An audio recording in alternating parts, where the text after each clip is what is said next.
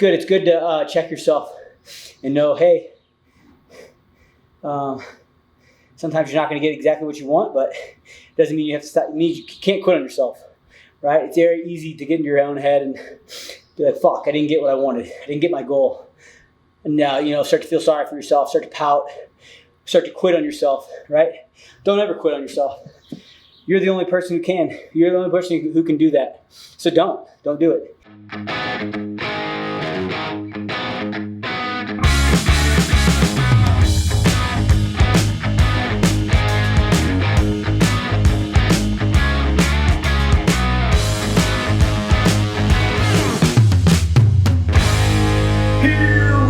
Go. So it's like a up-down ladder with a power clean and with a sled push in between each one. So it'll feel actually kind of getting heavy. The sled push will make me feel a little tired. Can I still push the 225 weight at the end? And then on the way down, the weight should start to feel really light, which is fun. And then you start to actually get your heart rate up. And we'll go like a moderate weight on the sled push. Anytime I program sled pushes, it's always hard to put weights down for other people because you don't know the surface, you don't know the sled, and that makes a drastic difference, right? You can put, on some surfaces, you can just stack all the plates you want and the weight just moves. And other surfaces that put 45-pound plate on your sled, it ain't going anywhere. So when even in my programming, I'll write light, moderate, or heavy, and it just, the athlete has to be able to figure out, okay, this is a lightweight for me, this is a moderate weight. It's more so with a light sled, you should be able to almost run with it.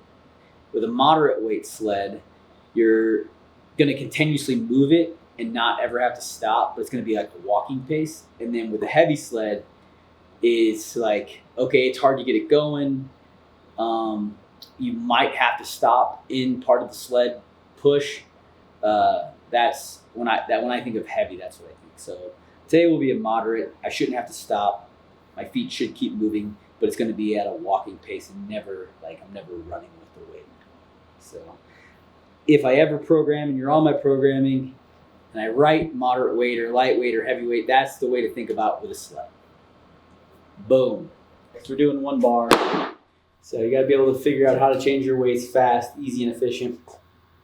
On this workout too, what I'm going to do is right after my power cleans, I'm going to change my weights. So that'll kind of be my built-in rest to where after I go do my sled push and come back, I can immediately move to the bar and start doing my power cleans. So I don't have to change weights prior to. So sled push, power cleans, change weights. That's how I'm going to do the workout. You can do however you want. That's what I'm going to do. And all of my reps will be single reps. No touch and go for me here today. Maybe the last set of 135, maybe if it's feeling really light. But I prefer to do fast singles over touch and go. But again, I'm just training for health. I'm just training to have fun. And if you're training for competition, you might want to do some touch and go with your lighter weights. Because of my elbow situation, I get a really bad rub mark or callus on my right side because of how it sits. It always sits like this. Elbow doesn't have as much flexion in it. So this one will come, the weight basically sits on my right side. And I always get like a nasty little chafe right there on the right side. It's fun. I will typically work up to the heaviest weight I'm going to do. Pretty quick though, pretty fast. And try to do it in all the same jumps. So it's never a surprise and shock. I like the big jump, the 135 to 185. So it's about 50 feet. So it's about 50 feet. So 100 foot total down, because it's down. The sled pushes it down and back. So it's about 100 foot. So roughly that. I don't do exact numbers anymore. I'm not that worried about it. In my head, this workout will probably take, each sled push should take around, in my head, 45 seconds-ish. And so there's 8 of them. and then the power clean should be fairly quick. 16 is a long number, and I'm not going to go touch and go, so that'll be probably a minute-ish. Every set of power clean should be around a minute, I'm thinking. So in my head, it should be around a 14-minute workout. Probably, if I was really pushing it, probably could be faster, but 16 will kind of be my number, my goal, where I want to end. Obviously, there is some changing the bar could waste some time, and that is where a place where you could waste a lot of time. You could, if you decide you want to waste a little time, an easy spot to do it. So if you don't want to waste time, push your pace and don't lollygag between your movements. All right. Guess the last thing to do is, here we go.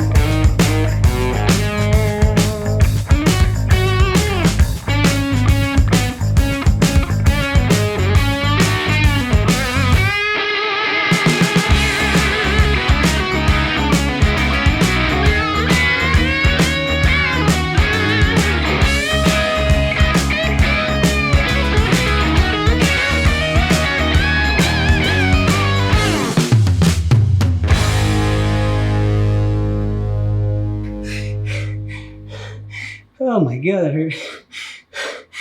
So much worse than I thought I was going to. Oh, fuck. Oh, shit.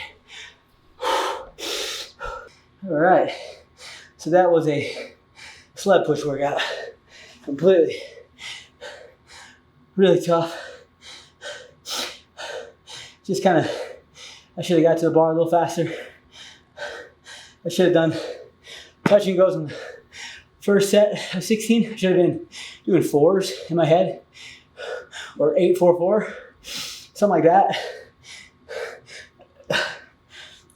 Because the bar was bouncing around too much on 135. And 185, I might have been able to go like doubles or triples and been a little better. Still a great workout. I didn't want to push on the sled. The sled was like where I was hurting. That was good. It made me be like, okay, be efficient on your power cleans, right? Something else, right? I said at the beginning of the workout, I said 16 minutes. And I came in at 22. And I couldn't let the time defeat me. Where when you have a goal in your head and all of a sudden it's like you feel exploited. I was like, shit, 16 minutes, no way. I think I was, setting up my 185 bar or something there. And I couldn't let that get me down though. I couldn't be like, okay, make myself feel defeated. Because sometimes you have ambitious goals. And I'd rather be ambitious with my goals. Shoot for the moon, and hit the clouds. As corny as it sounds, it's like aim high. You still miss high sometimes, but maybe it's not as high as you wished. So I'd rather set my goals up and come up maybe a little bit short than keep them low and then go low. So, something to think about when it comes to that kind of stuff. Not let your mind take over because you aren't reaching what you think you should be able to. Like this, this workout I had higher expectations on how fast I'd get to the bar and from the sled. I didn't realize how bad the sled would start to take over. It definitely hurt a lot. So it was good.